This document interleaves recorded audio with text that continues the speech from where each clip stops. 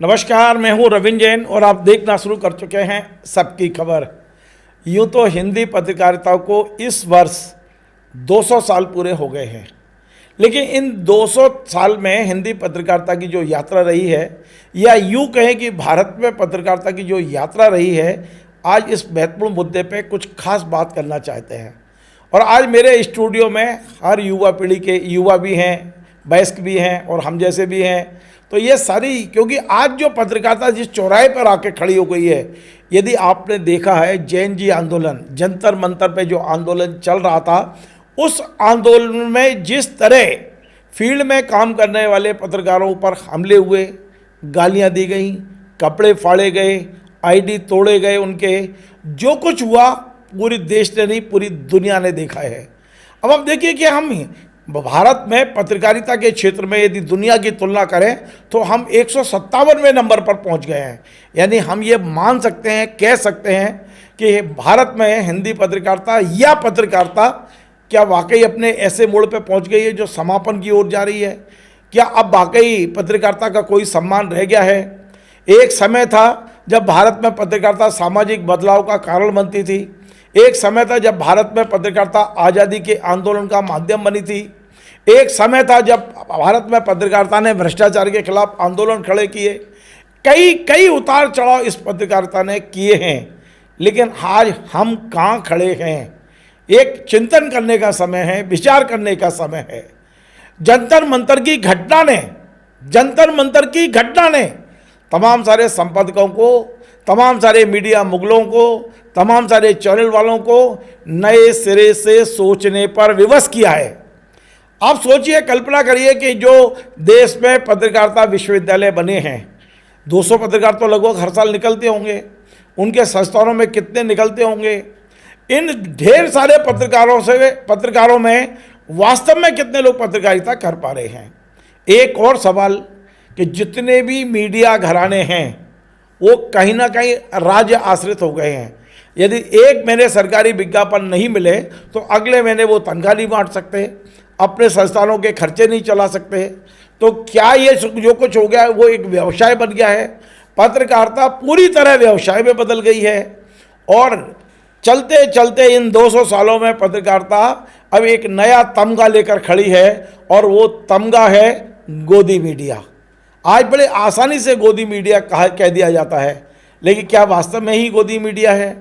क्या उन्हें क्या कहेंगे जो एक आंख से पत्रकारिता कर रहे हैं, सोशल मीडिया पर कर रहे हैं, लेकिन उन्हें केवल और केवल बुराई दिखाई देती है? उन्हें भारत सरकार की बुराई दिखाई देती है, प्रधानमंत्री की बुराई दिखाई देती है, सारे राजनीतिक दलों की बुराई दिखाई देती है, कुछ राजनीतिक दलों के हितों को साधते हैं। तो मैं ये कह रहा हूँ कि एक और गोदी मीडिया जो राज्य आश्रित है, सरकारों से विज्ञापन ले रहे हैं और सरकारों की बजा भी रहे हैं खूब, जैसा सरकार चाहती है वैसा चल रहे हैं। दूसरी ओर स्वयं को इंडिपेंडेंट मीडिया मानने वाले सोशल मीडिया के कई ऐसे दिग्गजों को मैं देखता हूं, तो मुझे दुख होता है कि क्या यही पत्रकारिता है जो आप एक आंख खुल के पत्रकारिता करते हैं?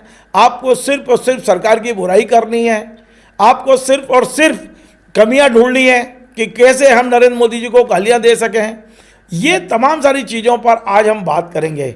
मेरे स्टूडियो में मेरे मित्र वरिष्ठ पत्रकार रिजवान अहमद सिद्दीकी साहब हैं, और इन्होंने करीब 3 दशक लगभग पत्रकारिता में बिताए हैं।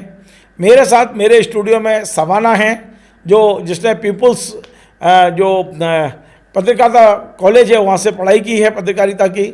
माखनलाल चतुर्वेदी पत्रकारिता विश्वविद्यालय से पढ़ाई करने वाली आयुर्सी भी मेरे साथ है। सबसे बात, क्योंकि ये ऐसे बच्चे हैं जिन्होंने पत्रकारिता में, अभी किसी को 5 साल, किसी को 7 साल हुए हैं, पूरा जीवन आगे पड़ा हुआ है। भविष्य क्या है पत्रकारिता का, इनसे समझेंगे।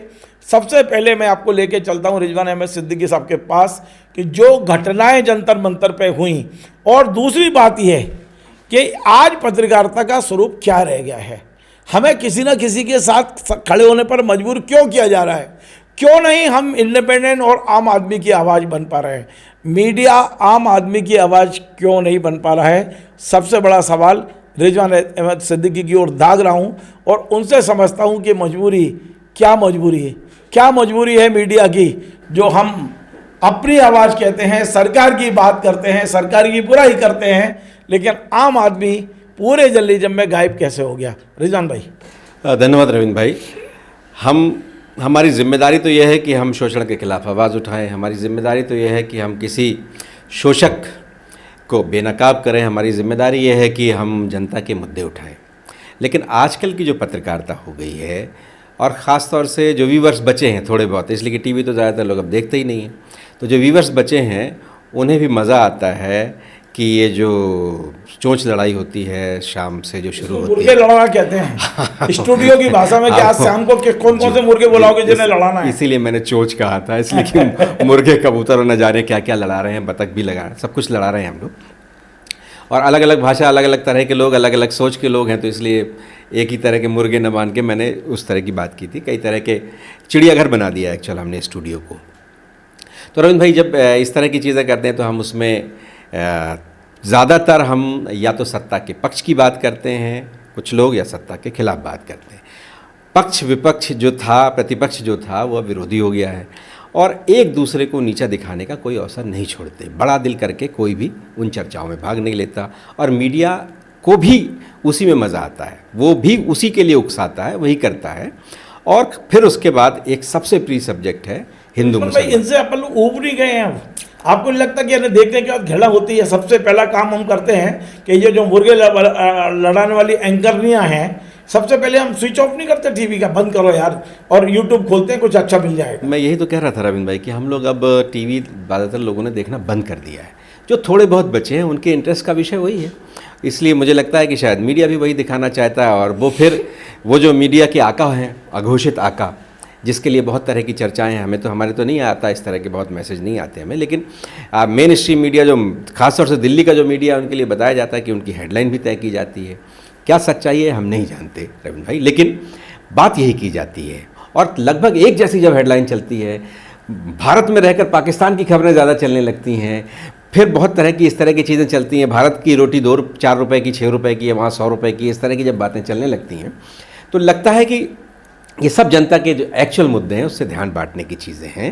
और जिस भी तरह की हम बातचीत कर रहे हैं, इससे हमारी साख तो गिरी है। 157 नंबर पे आ गए, हम 200 नंबर पे कब पहुंच जाएंगे इसकी भी कोई गारंटी नहीं है। और हम हमारे मीडिया पर, रविंद्र भाई, जिस तरह से आपने भूमिका बांधी थी, हम जब मीडिया में आए थे तो हमने मिशन की तरह ऐसे लिया था। लगभग 1 से 1.5 साल मुझे वेतन भी नहीं मिला, और मैंने बहुत शौक से काम किया। एक ग्लैमर था कि हम कुछ कर रहे हैं अपने देश के लिए, अपने आसपास के लोगों के लिए कुछ कर रहे हैं, और लोग हमें पहचानने लगे। ये भी लगता था, अच्छा लगता था। लेकिन क्या लोग अब उस तरह से हमें देखते हैं? उस निगाह से देखते भी हैं? हमारी हर एक खबर के बारे में सबकी अपनी अपनी ओपिनियन होने लगी है। और अब, पहले हमारे पास बहुत हद तक एकाधिकार भी था कि हम जो छापते थे उसका कोई खंडन हमारी मर्जी के खिलाफ नहीं कर सकता था, लेकिन अब जो एक वैकल्पिक मीडिया आ गया उसमें खंडन भी बहुत होता है। तो ये जो सब तरह की चीज़ें हैं, कुछ लोग एक्सट्रीम पर जाकर सत्ता पक्ष की गुलामी करने लगे हैं, और कुछ लोग एक्सट्रीम पर जाकर सत्ता पक्ष के विरोध में करने लगे।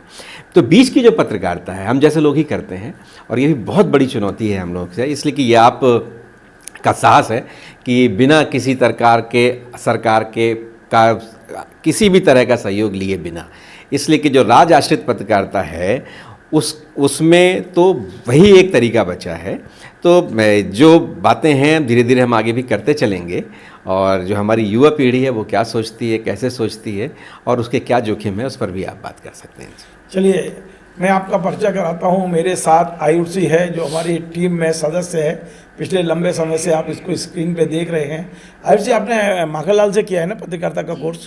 मैंने माखनलाल से अपनी पढ़ाई की शुरुआत। सच इतनी बताओ जी, कि जब पढ़ने आई थी और आपने चूज़ किया था कि हम पत्रकारिता की पढ़ाई करेंगे, तो क्या सपने देखे थे, और अब जब फील्ड में पत्रकारिता कर रही हैं तब क्या लग रहा है? कुछ कर पा रही हैं, नहीं कर पा रही? क्या लग रहा है आपको सच? और जो हालात आपने जंतर मंतर पे देखे, पत्रकारों के कपड़े फाड़ दिए गए, कईयों पे जानलेवा हमले हुए, तो कभी कल्पना करिए कि आपको भी भेजा जाए जंतर मंतर पे रिपोर्टिंग करने? जी सर, इसकी शुरुआत में करूँगी। जब मैं स्कूल में थी, जिस जगह से मेरा ताल्लुक़ है वो बहुत छोटी सी जगह है, तहसील है वारासिनी नाम है उसका। और स्कूल में जब मैं पढ़ती थी तब मैंने शायद ही कभी सपना देखा था कि मैं पत्रकारिता में आऊँगी। और जब मैं यहाँ भोपाल आई थी, माखनलाल में जब मैं पढ़ाई कर रही थी, हमारे जो सीनियर्स हैं, हमारी जो एचओडी हैं शशिकला मैम, उनको जब भी मैं देखती थी उनको, तो मुझे ऐसा लगता था कि एक लेडी होके न्यू मीडिया पूरा डिपार्टमेंट उन्होंने संभाला और बखूबी संभाल रही हैं। वो अभी भी न्यू मीडिया की अगर हम बात करें तो वहाँ पे वो बहुत अच्छे से संभाल रही है। और कहीं ना कहीं पहला शख्स जिनको देख के मुझे आगे बढ़ने की प्रेरणा मिली थी वो शशिकला मैम थी। और आगे बढ़कर अभी की अगर मैं हालात की बात करूँ तो एक ही दिन का, कुछ दिन पहले का ही ये किस्सा है। जब मैं अपने हॉस्टल से निकली थी ऑफिस के लिए, रैपिडो से मैं आती हूँ और मेरी तरह और भी लोग होंगे जो रैपिडो आए दिन यूज़ करते हैं। तो उन्होंने मुझसे एक सवाल किया कि मैडम आपको जाना कहाँ है। मैंने उनसे कहा कि इस न्यूज़ चैनल में मैं काम करती हूँ, यहाँ मुझे जाना है। तो उन्होंने मुझसे एक सवाल किया जिसका सर आपने भी जिक्र किया था शुरू में, गोदी मीडिया शब्द। उन्होंने मुझसे सीधा सवाल किया कि आप भी गोदी मीडिया से ना। तो जब कोई ये सवाल करता है ना सर, तो सच में अंदर से हमें ये बहुत कहीं ना कहीं बुरा भी लगता है ये शब्द सुन के। क्योंकि जब भी हम किसी को बताते हैं कि हम पत्रकार हैं, हम एंकरिंग करते हैं, रिपोर्टिंग करते हैं, तो सामने वाला हमसे एक ही सवाल करता है कि आप भी गोदी मीडिया से हैं। तो ये चीज़ बहुत ट्रिगर करती है कहीं ना कहीं कि जब हम एंकरिंग या पत्रकारिता की बात करते हैं तो सिर्फ यही शब्द सबके दिमाग में आखिर क्यों आता है। और जैसा कि जंतर मंतर का हमने जिक्र किया, वहाँ पे भी हमने देखा शुरुआत की अगर हम बात करें तो वहाँ पे जो हालात थे वो हालात दुनिया तक कैसे पहुँचे। वहाँ पे जो युवा पत्रकार नहीं, उनको हम पत्रकार नहीं कह सकते, लेकिन जो स्टूडेंट्स थे उन्होंने अपने फ़ोन से वीडियोस बनाए। जब वो फ़ोन सोशल मीडिया पर वायरल हुए, धीरे धीरे जब ये खबर आगे आई, तब जाकर कहीं लोगों को इस बारे में पता चला। ये जो जंतर मंतर का आंदोलन है, इससे तो आप कह सकते हो कि ये टोटल इंस्टाग्राम मूवमेंट था। बिल्कुल, इंस्टाग्राम नहीं होता तो ये मूवमेंट शायद उतर नहीं आगे बढ़ पाता। और नेशनल मीडिया भी सर काफ़ी दिनों बाद पहुंचा। आप नेशनल मीडिया की बजाय आजकल हमने उसका नाम दे दिया है मेन स्ट्रीम मीडिया। जी, मेन स्ट्रीम, जो सरकार से पैसा लेता है और मस्त रहता है। हाँ। अजगर की तरह पड़ा रहता है बस। और वहाँ पे एक वीडियो भी वायरल हुआ था, मैं नाम नहीं ले रही किसी चैनल का पर्टिकुलर, लेकिन जब वहाँ पे रिपोर्टिंग कर रहे थे, ऐसे बहुत से रिपोर्टर है, आपने अभी जिक्र किया कि अगर मुझे मौका मिले तो मैं बिल्कुल, अगर मुझे मौका मिले वहाँ जाने का तो मैं ज़रूर जाती। तो वहाँ पे जिस तरीके से जब रिपोर्टिंग कर रहे थे, एक वीडियो बहुत वायरल हुआ था जिसमें बच्चों ने सीधे गोदी मीडिया गो लूज़र करके भी, जी, गो बैक के नारे लगाए थे। लेकिन जब इनको एहसास हुआ कि यहाँ पर हम गलत थे तो उन्होंने उनको सम्मान दिया। ये एक बहुत अच्छी चीज़ निकल कर आई है युवाओं की। जब इनको अपनी गलती का एहसास होता है तो ये अपनी गलती मानते हैं, ये नहीं कि हमेशा सिर्फ अपने आप को ही सही बताते हैं। तो ये कुछ चीज़ें जंतर मंतर की हमें इससे सीख मिलती है कि हम हमेशा जब युवाओं की बात करते, ख़ासतौर पे जेनजी की जब हम बात करते, तो हमारे लिए ये कहना बहुत आसान है कि जेनजी जो है वो भाषा उनकी सही नहीं है, पहनावा सही नहीं है, उनके रहन सहन का तरीका सही नहीं है। लेकिन कुछ चीज़ें जंतर मंतर से जो हमने सीखी है वो ये है, अपनी गलती को मानना भी बहुत ज़रूरी है और यही एक बदलाव की शुरुआत होती है। अब मैं ले चलता हूँ और परिचय कराता हूँ। मेरे स्टूडियो में आज ही हमारे परिवार में जुड़ी हैं सवाना। सवाना ने पीपुल्स मास मीडिया से अपनी पढ़ाई की है, पीपुल्स ग्रुप से, और हम भोपाल में करीब 6-7 साल से वो जर्नलिज्म, सक्रिय जर्नलिज्म कर रही हैं, फील्ड में जर्नलिज्म कर रही हैं। सवाना, क्या लगता है जब फील्ड में जाते हो तो अभी रिजवान भाई ने एक शब्द बोला था ग्लैमर, तो कुछ लोग तो ये पत्रकारिता में ग्लैमर देख के आ तो गए, लेकिन अब वो जो ग्लैमर शब्द है वो गोदी मीडिया में बदल गया है वो शब्द। कैसा लग रहा है आपको? सच बताओ आप, क्या आपको लगता है कभी जब अकेले में बैठते हो, चिंतन करते हो कि जो सपने देख के, जो कुछ करने की इच्छा करके हम जर्नलिज्म में आए थे, उसमें से कितना कर पाए, कितना नहीं कर पाए? सर नमस्कार। सबसे पहले तो आप दोनों का धन्यवाद कि हम ऐसे लोगों के बीच में बैठ के ये डिस्कशन कर रहे हैं जिनको पत्रकारिता का लंबे समय से अनुभव है। कहीं ना कहीं हमको भी इससे कुछ सीखने को मिलेगा। बात करें तो सर, जिस तरीके से मैं पत्रकारिता को देखकर फील्ड पर आई थी, क्योंकि मैं तो अनूपपुर ज़िले की रहने वाली हूँ, तो बहुत ज़्यादा आइडिया नहीं था, पर बोलने का शौक़ बहुत ज़्यादा था, तो पत्रकारिता में आई। पत्रकारिता में आने के बाद सर सबसे ज़्यादा चैलेंज आपको एक महिला पत्रकार के तौर पर अपने आप आपको भोपाल मीडिया में दिखाने का रहता है, क्योंकि यहाँ पे होड़ लगी रहती सभी की। आप कई बार देखेंगे कई मंत्री कई नेता ऐसे भी हैं जो आपको आईडी या फिर चैनल के नाम से जानते हैं या फिर उस आधार पे बाइट देते। कई बार बड़े मीडिया संस्थानों के नंबर पहले आ जाते हैं, आपको पीछे रखा जाता है, और जब आप महिला हैं तो आपको बहुत सारी चीज़ें, भीड़ हो, प्रदर्शन हो रहा है, चाहे कांग्रेस का, बीजेपी का, किसानों का, तमाम लोगों का, तो वहाँ पे आपको सबसे ज़्यादा चैलेंज रहता है। इसके बावजूद भी आप पत्रकारिता करते हैं तो कहीं ना कहीं ये बात अच्छी रहती है। लेकिन आप देखेंगे जिस तरीके से आप दोनों वरिष्ठ लोगों ने तो पत्रकारिता को लंबे समय से देखा, तो आपको तो ये भी अनुभव है कि उस दौर में पत्रकारिता कैसे करते थे और आज के दौर में कैसे कर रहे हैं। कहीं ना कहीं जो सोच के पत्रकारिता में मैं आई थी सर, वैसा बिल्कुल भी जो है वो देखने को नहीं मिल रहा है, क्योंकि पत्रकार समाज का आईना होता है और कहीं ना कहीं हम उन चीज़ों से छूट चुके हैं। आपने कहा पत्रकारिता अपनी जिम्मेदारी से हट चुकी है। जी सर, मुझे ऐसा लगता है। लेकिन मैं अभी जहाँ पे बैठी हूँ, मैं जहाँ तक पहुँची, मैं कभी ये नहीं कह सकती कि अगर मैं जंतर मंतर पर होती तो कोई मुझे ये नहीं कह सकता था कि गोदी मीडिया या इस तरीके का जिन पत्रकारों ने अपना अनुभव बनाया है, जिस पत्रकारों ने अपना काम किया, उस हिसाब से आप देखेंगे जो आज के जेनजी हैं, जो जंतर मंतर पर प्रदर्शन कर रहे थे, उन्होंने जो कुछ भी किया वो मुझे ऐसा लगता है कि कहीं ना कहीं वो सही भी था। क्योंकि गुस्सा आना बिल्कुल जाहिर सी बात है, जब आप पढ़ते हैं, आप उस मुकाम पे जाने के लिए मेहनत करते हैं, फिर आप जो है मीडिया आपकी मेन चीज़ें नहीं दिखाता, कहीं ना कहीं वो प्रेशर में नहीं दिखाता। लेकिन ये बात उन बच्चों को नहीं पता होती है। और जो ज़मीन पर पत्रकार काम करता है वो स्टूडियो में बैठे एंकर और बाकी पत्रकारों से अलग होता है। उन्हें फील्ड पे भी काम करना रहता है, लोगों को दिखाना भी रहता है। हालांकि वो सच्चाई दिखाते, लेकिन कहीं ना कहीं वो जो मेन रहते, जो मालिक रहते, उनके प्रेशर में आकर उनको भी अपना बयान बदलना पड़ता है। इस तरीके की पॉलिटिक्स जो है वो मीडिया में नहीं होनी चाहिए। कहीं ना कहीं पॉलिटिक्स का अड्डा जो है वो पत्रकारिता बनता जा रहा है, अगर मेरे नज़रिए से देखेंगे आप। बाकी अगर बात करें तो हम हिंदुस्तान के पत्रकार अपनी तुलना छोटे जो है देश उनसे क्यों करें? हम अपनी तुलना पाकिस्तान से क्यों करें? चाइना से करेंगे, ऑस्ट्रेलिया से करेंगे, आप देखेंगे अमेरिका से करेंगे। हम छोटे जो है देश उनसे तुलना क्यों करेंगे? जो देश कहीं हमारा मुकाबला भी नहीं करते, हम ऐसे देशों की जो खबरें हैं वो अपने चैनल में प्रसारित करते, तो हमारे बच्चे आज क्या देखेंगे? यही देखेंगे, जो है हिंदू मुसलमानों की लड़ाई देखेंगे, किस तरीके से देश का माहौल ख़राब किया जा रहा है ये देखेंगे।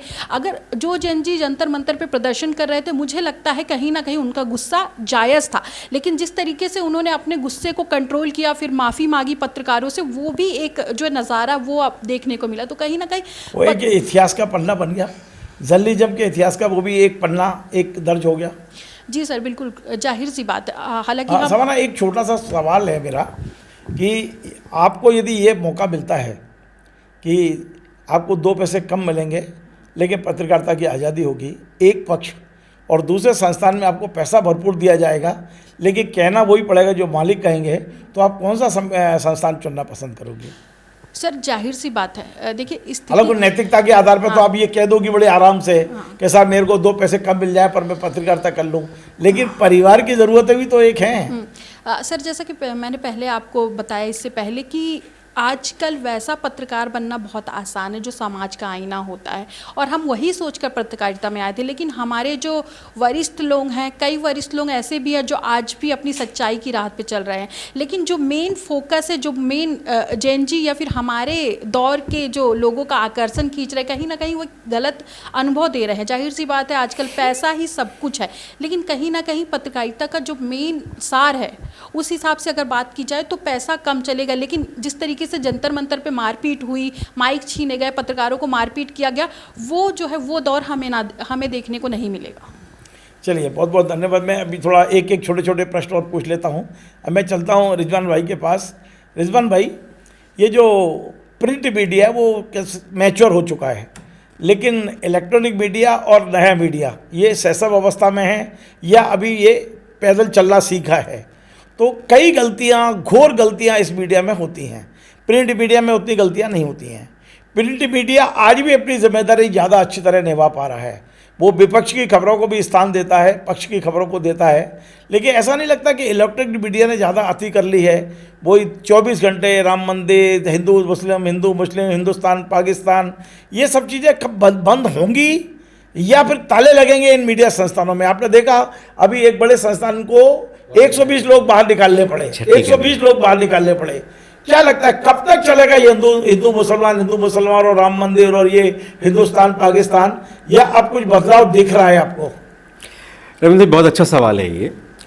देखिए, प्रिंट मीडिया 200 साल का इतिहास आप खुद ही जिक्र कर रहे थे उसका, और वो बहुत मैच्योर है। तो अब इसको भी 35 साल हो गए, अब तो मैं कम से कम पैदल चलना सीखना चाहिए। इसका जिक्र कर रहा हूँ मैं इसको भी जी। और ये जो प्रिंट मीडिया है उसमें एक जिम्मेदारी होती है, इसलिए कि ख़बरों को पूरी जिम्मेदारी के साथ काफ़ी विस्तार से लिखना होता है। इलेक्ट्रॉनिक मीडिया आया और बहुत जल्दी जवान हो गया, यौवन पाया, बहुत जल्दी जवान हुआ और उतनी ही तेज़ी से बूढ़ा हो गया। इसको भी खूब ऐसा वक्त था जो अब चूंकि बहुत तेज़ी से चलता है, ये ऐसा वक्त था, ये आया और उसने खूब नाम कमाया। एक समय तो ऐसा भी आया था कि ये बात कही जाने लगी थी कि प्रिंट मीडिया का विकल्प बन गया है इलेक्ट्रॉनिक मीडिया। एक कुछ नियम थे उसके, कुछ नैतिकताएं थी, कुछ जिम्मेदारी थी उसकी, इसलिए कि मैंने प्रिंट में काम किया और फिर बहुत लंबे समय से मैं इलेक्ट्रॉनिक में भी काम कर रहा हूँ। बिना काउंटर बाइट के कोई भी खबर पूरी नहीं होती थी, उसको पूरी जिम्मेदारी के साथ काउंटर बाइट के साथ खबरें चलाई जाती थी। लेकिन अब क्या हुआ, वो स्टूडियो में बैठा हुआ आदमी, डेस्क में बैठा हुआ आदमी, जो फील्ड से जिसका कोई बहुत नाता भी नहीं होता, वो वहीं सब कुछ तय कर लेता है और वो दूसरा पक्ष जो है उसको दिखाना भी ज़रूरी नहीं समझता। वो जो मुर्गे लड़ाने हो जिसकी आप जिक्र कर रहे थे, उसी समय वो दोनों पक्ष रखते हैं। और कई बार हम कहते हैं ये हमारे मेहमान हैं, लेकिन हम बदतमीज़ इस हद तक हो गए प्रिंट इलेक्ट्रॉनिक मीडिया में कि हम कई बार बोलते हैं कि चलिए जाइए स्टूडियो से, आप चले जाइए। आप मेहमान की तरह बुलाते हैं, गाड़ी भेजते हैं, सब बुलाते हैं, और फिर आप इस हद तक निकृष्ट व्यवहार करते हैं। मुझे टीआरपी है ये पता नहीं, न जाने अलग तरह की टीआरपी। ये स्वामी को स्वामी भक्ति दिखाने का तरीका है कि वो बहुत बातें कर रहा था, साहब हमने तो उसको भगा दिया। तो शाम को रिपोर्ट देते होंगे। बिल्कुल, रिपोर्ट तो दिखती है, देने की जरूरत ही नहीं है, कितना अच्छा कर दिया, पूरी दुनिया देखती है इसको। तो ये जो किया आपने, आपकी साख खत्म हुई, आपकी जिम्मेदारी खत्म हुई, और बड़े बड़े पैकेज। आप छोटा सा सवाल और जी, बहुत छोटा सा सवाल जी, मैं ये जानने की कोशिश कर रहा हूँ, क्या इसमें कभी बदलाव आएगा क्या? क्योंकि जैन जी आंदोलन के बाद नहीं सुधरे, तो फिर आप सोचो इनकी क्या हालत होने वाली है। क्या आपको लगता है कि अब संपादकीय कक्षों में, एडिटर्स के रूम में इस पर कोई पुनर्विचार शुरू हुआ होगा कि आप सुधर जाओ वरना पिटेंगे? अभी तक हमारे संवाददाता पिट रहे हैं, कल हो सकता है ये जैन जी हमारे दफ्तर में घुस के हमको पिटे। रविंद्र भाई, थोड़ा संकोच हो रहा था नाम लेने में, लेकिन हमारी 2 महिला पत्रकार, और एक तो जिन्होंने मेरे साथ भी काम किया है, चित्रा त्रिपाठी, हम सहारा में साथ में थे, चित्रा और रूबिका, दोनों ने जिस तरह से सफाई दी अपने अपने चैनलों में बैठकर। रूबिका के बारे में कहते हैं रूबिका, उनकी रूही बिक चुकी हो तो खाएगी रूबिका। बहुत सी व्याख्याएं हम कर सकते हैं।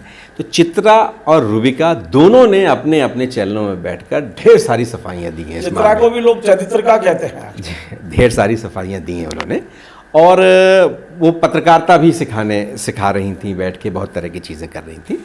तो जाहिर है ये वही दबाव है जब पब्लिक आपसे जवाब मांगने लगी है, और ये जो वैकल्पिक मीडिया जिसमें हम बैठकर बातचीत कर रहे हैं, जब ये भी बहुत स्ट्रांग हो गया, इसलिए कि पहले अंजना ने भी एक काम किया जो कोचिंग वालों पर बहुत ढेर सारे उनको पता नहीं क्या क्या कह दिया था, और वो भी सोशल मीडिया के माध्यम से जब जवाब आया तो अंजना को कोर्ट का सहारा लेना पड़ा, और कोर्ट से भी कोई मदद नहीं मिली। तो ये जो चीज़ें हैं, इन्होंने एहसास कराया है कि सुधर जाइए, वरना आप इतिहास की बात हो जाएंगे, आपके बारे में कोई गंभीरता से लेगा नहीं। वैसे भी अपने घर का जो बक्सा है, बुद्धू बक्सा, उसको लोगों ने तकरीबन बंद कर दिया है। एक चीज़ और बहुत महत्वपूर्ण है रविंद्र भाई, हमने जब पत्रकारिता शुरू की थी, आपको 42-43 साल हो गया, मुझे 38 साल हो गया लगभग, जब हमने पत्रकारिता शुरू की थी तो संपादक नाम की एक चीज़ होती थी जो उसका सम्मान था, वो पूरी संस्था होता, सम्मान था। संपादक मालिक से नहीं मिलते थे लोग, संपादक से मिलते थे। संपादक संस्था होता था, संपादक कोई एक व्यक्ति नहीं होता था, संस्था होता था। आज जब ये इलेक्ट्रॉनिक मीडिया का जब लाइसेंस आता है ना, इसलिए कि मैंने तो 7 चैनल लॉन्च किए हैं, जब इसके लाइसेंस लेने जब हम जाते हैं तो सरकारों ने ही तो ये व्यवस्थाएं बनाई। इसमें जब लाइसेंस लेने जाते हैं तो एडिटर इन चीफ तो होता ही है, लेकिन आपको सीईओ का नाम भी देना पड़ता है, उसका ही बायोडाटा। तो जब आप किसी संस्था को सीईओ व्यवस्था से चलाने लगे, खासतौर से मीडिया जैसी संस्था, तो उसका बंटाधार तो होना ही है। और एक आखिरी बात रविंद्र भाई ज़रूर कहना चाहूँगा, हमने जब पत्रकारिता शुरू की तो समाज से मदद मिलती थी पत्रकारिता को। जिस तरह से आप समाज से मदद लेके चला रहे हैं, 90 से 95% समाज, व्यापारी और कारपोरेट ये विज्ञापन देता था संस्थानों को चलाने के लिए, रन करने के लिए। समाज से जब विज्ञापन आता था तो हम समाज के प्रति जवाबदेह होते अब थे। तो विज्ञापन वालों को अब धमकाया जाता है कि यदि आपने उसको विज्ञापन दिया तो आपके जी, और अब क्या हो गया है, पूरी तरह से राज आश्रित हो गया है। 90 से 95% विज्ञापन सरकार देती है और सरकार ही तय करती है किसको देना है, किसको नहीं देना है। आप उसके अनुकूल नहीं है तो 1 मिनट में आपका विज्ञापन बंद हो जाता है और कोई अकाउंटेबिलिटी नहीं है। और जब तक ये रेगुलेटरी नहीं बनेगी तो मीडिया बर्बाद होगा, इसी तरह से बर्बाद होगा और मुन्नी से भी ज़्यादा बदनाम तो हो ही गया। आयुष जी, पत्रकारिता के सामाजिक सरोकार पे क्या बोलोगे आप?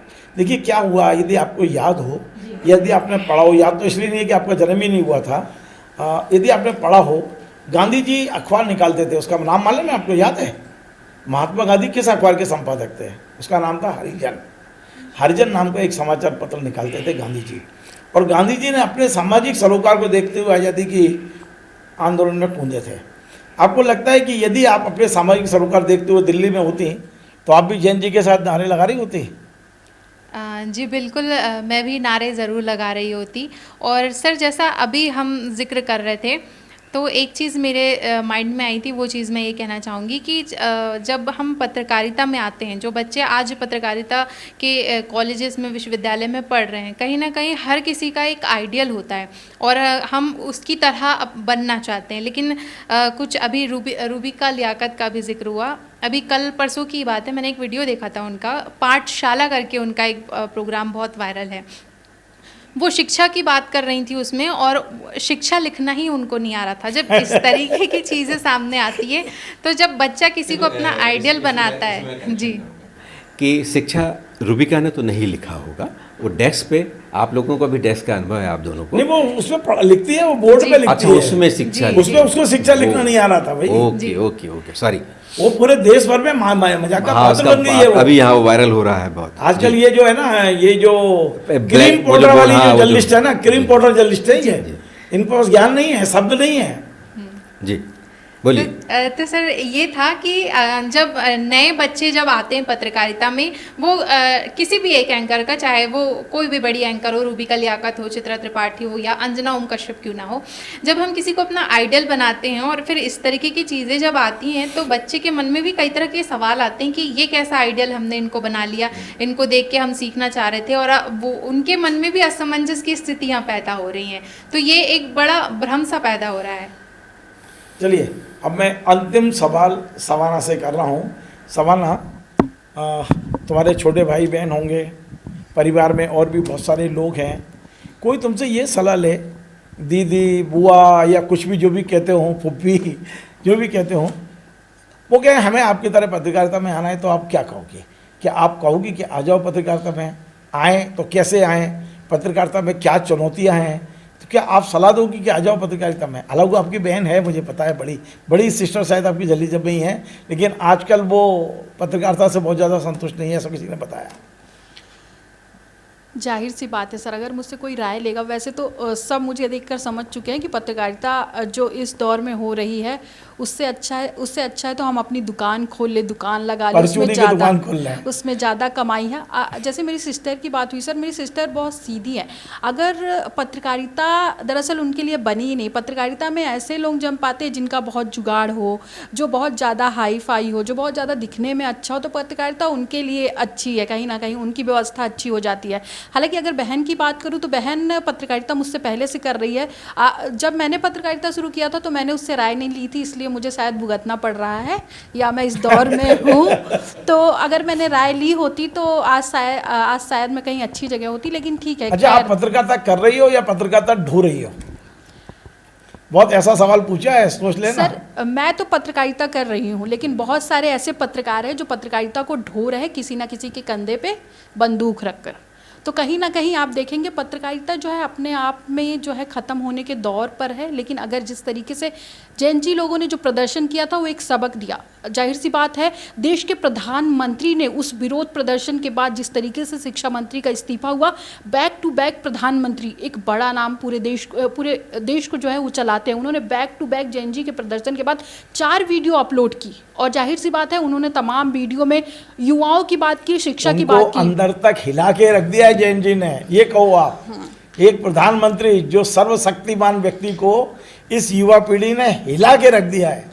सर वही बात है कि कुछ जो युवाओं का प्रदर्शन था जंतर मंतर पे, जब प्रधानमंत्री को हिला सकता है तो पत्रकार जो आज ऐसी बातें कर रहे हैं, उटपटांग बातें कर रहे हैं, जो एक गलत मैसेज दे रहे हैं, वो भी हिल सकते हैं। तो ये हमारे लिए चेतावनी है कहीं ना कहीं। चलिए, बहुत बहुत धन्यवाद। आज हमने एक बहुत महत्वपूर्ण मुद्दे पर बहुत अच्छी बात की। देखिए, हर एज ग्रुप के लोग मेरे साथ थे। रिजवान भाई थे, सवाना हैं, आयुषी हैं, और आप सोचिए कि वाकई सवाना ने बड़ी अच्छी बात की कि मैं पत्रकारिता कर पा रही हूँ, लेकिन अधिकांश लोग पत्रकारिता ढो रहे हैं। रिजवान भाई से मैं पूछता हूँ तो वो कहते हैं मैं पत्रकारिता को जीता हूँ, और यदि मैं आपको बताऊँ रिजवान भाई से आप पत्रकारिता छीन लीजिए तो वो शायद जी नहीं पाएंगे, वो फ्रस्ट्रेशन में चले जाएंगे। रविंद्र जैन से आप पत्रकारिता छीन लीजिए, हम लोग नहीं रह पाएंगे बगैर जर्नलिज्म, क्योंकि ये हमारे खून में बस गया है। आने वाली पीढ़ी को ये सब चीज़ें समझनी होंगी। आपको सुख सुविधाएं चाहिए तो मत आइए। हम लोगों ने भूखे रह के जर्नलिज्म किया है, ये बात हमारे गुरु से पूछ सकते हैं, हमारा जीवन देख के महसूस कर सकते हैं कि पत्रकारिता में कितनी चुनौतियाँ हैं। और अब जो जैन जी आंदोलन के बाद पत्रकारिता का एक नया अध्याय शुरू होगा। मैं यहाँ बड़ा जिम्मेदारी के साथ बोल रहा हूँ अपने चैनल पर कि जैन जी आंदोलन भारत की पत्रकारिता के लिए एक मोड़ साबित होगा, और जो पत्रकार संस्थान अपने आप को जनता की भावनाओं पर खरा नहीं उतारेंगे, वे अब इतिहास के पन्नों में दर्ज हो जाएंगे, ख़त्म हो जाएंगे, चैनल बंद हो जाएंगे। अब जनता जाग गई है, और मैं भगवान से प्रार्थना करता हूँ, मैं खुद कल्पना करता हूँ कि हम 157 से कम 57 की श्रेणी में तो आएँ, अभिव्यक्ति की आज़ादी इस देश में फिर से जीवित हो। अब सुप्रीम कोर्ट, हाई कोर्ट भी कहने लगे हैं कि पत्रकारों के खिलाफ जो रोज़ मानहानि के केस होते हैं उन्हें बंद होना चाहिए। भारत सरकार से उन्होंने कहा है कि अब इन कानूनों को ख़त्म कर दीजिए, रोज़ मानहानि के केस, क्योंकि ये डराने की एक बड़ी वो है कि कुछ कानून बन गए, धारा 499, 500, 501 ऐसी धाराएं बना दी कि जो वो कोई परिवार ले आता है, डराता है, धमकाता है। पत्रकारिता करना उतना आसान नहीं रहा, लेकिन आज भी उम्मीद की किरण बाकी है। हम जिस चौराहे से आगे बढ़ेंगे, हमें लगता है कि हमारा भविष्य उज्जवल हो सकता है, बशर्ते हम सब मिलकर उस दिशा में आगे बढ़े। एक और अंतिम बात, सोशल मीडिया के जरिए जो लोग जर्नलिज्म कर रहे हैं उन्हें भी इस बात का ध्यान रखें कि हम एक पक्ष नहीं दिखाएं। हमारे देश की सरकार यदि अच्छा कर रही है तो अच्छा कहिए, और बुरा कर रही है तो बुरा कहिए, लेकिन सच बोलने की आदत अपने अंदर लाइए। नमस्कार।